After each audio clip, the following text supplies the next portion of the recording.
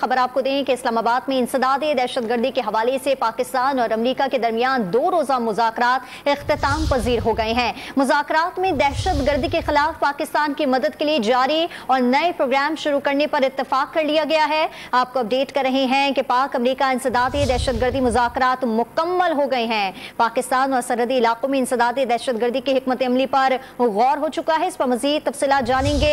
Bureau chief Islamabad Iftikhar Shirazi साहब हमारे साथ मौजूद हैं। इफ्तिखार शिराजी साहब, बताइएगा किन उमूर पर मुज़ाकरात हुए हैं, क्या तय पाया है इन 2 रोज़ा मुज़ाकरात में? जी, बड़े अहम मुज़ाकरात थे और ये मुज़ाकरात जो वाशिंगटन में तिजारत और सरमायाकारी को फ़रोग़ देने के हवाले से जो हुए थे उनकी कंटिन्यूएशन है।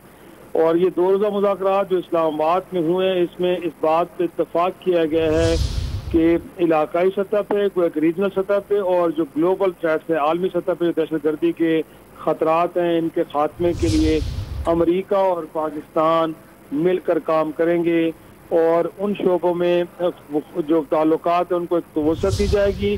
और साथ में जो अहम बात है वो ये कि जो पाकिस्तान के मुतालिक इंसदाद दहशतगर्दी के जो प्रोग्राम्स अमरीकी चल रहे थे, एक तो उन प्रोग्राम्स को जो रुक गए थे उनको दोबारा से शुरू किया जाएगा और कुछ नए प्रोग्राम्स भी शुरू किए जा रहे हैं।